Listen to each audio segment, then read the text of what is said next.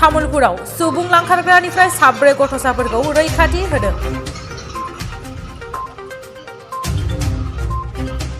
तामुलपुरनि भारत भुटान सीमानि साखाथियाव लांनानै थांनाय मोनसे हानजाखौ दरंगामेला पुलिस बिफाना हमदों। थांनाय 1 मार्चनि हराव तामुलपुर जिल्लानि भारत भुटान सीमानिफ्राय मरियम मार्डी मुंनि सासे आइजोआ गुबुन रायजोआव खामानि होनायनि बाथ्रा होनानै जम्मु काश्मीरसिम हमनाय जादों। मख'नो गोनांदि मानसि लांखारग्रा आइजोआ रङियानि गंसे नखरनिफ्राय साब्रै हिनजावसा हौवासाफोरखौ लानानै थांनायनि उनाव दरंगा मेलायाव हौवासा हिनजावसाफोरा गुमुर मोननानै दरंगा मेला पुलिस थानायाव खौरां बालदलेया पुलिसनि हेफाजाबजों गासै सा 13 हौवासा हिनजावसाफोर लोगोसे गथ'साफोरखौ बोखांनो हायो। बेनिनो सा 9खौ रङिया पुलिसनो हरनायजों लोगोसे गुबुन साब्रै गथ'साफोरखौ दरंगामेला पुलिस थानासिम लानानै थाङो।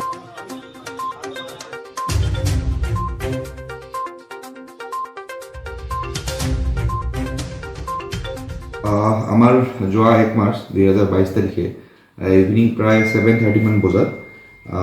চাৰিজনীয়া আমাৰ দুজন তাতে মাইনৰ আছে চাৰিজনীয়া দল এটা আহি আমাৰ দৰংগামেলা আউটপোষ্ট তামুলপুৰ থানাৰ অন্তৰ্গত তাতে ৰিপৰ্ট কৰি কয় যে তেওঁলোকক মানে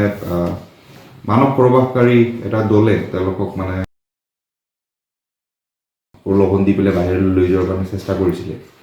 আৰু সেই সংক্ৰান্তত আমি অতি তৎপৰতাৰে সৈতে আমাৰ দৰংগামেলাৰ আইচি তেখেতে ৰঙিয়ালৈ যায় ৰঙিয়ালৈ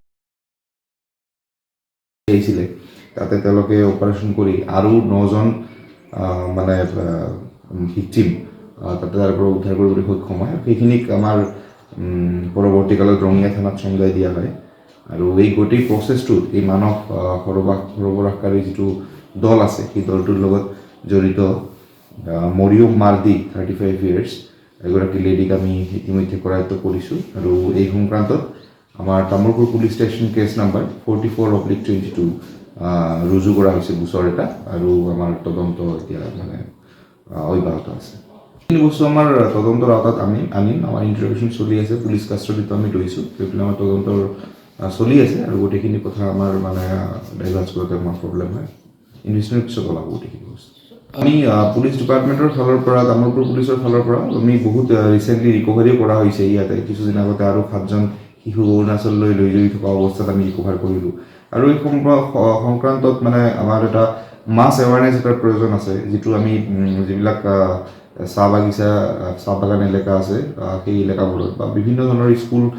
বিদ্যালয়ত গৈ কিছুমান NGOৰ সহযোগতো আমি বহুত ধৰণৰ ৱৰ্কশ্বপ পাতি আছোঁ। আমি অনলাইন ৱৰ্কশ্বপো ডিউৰিং কোভিড টাইমছ আমি ইয়াতে কণ্ডাক্ট কৰিছোঁ আৰু আমি এই চেষ্টা অব্যাহত ৰাখিছোঁ মানে এই কমপ্লিট মানে মানৱ প্ৰৱাহ হিউমেন ট্ৰেফিকিঙৰ যিটো প্ৰচেছ আছে সেইটো কমপ্লিটলি কাট ডাউন কৰাৰ কাৰণে।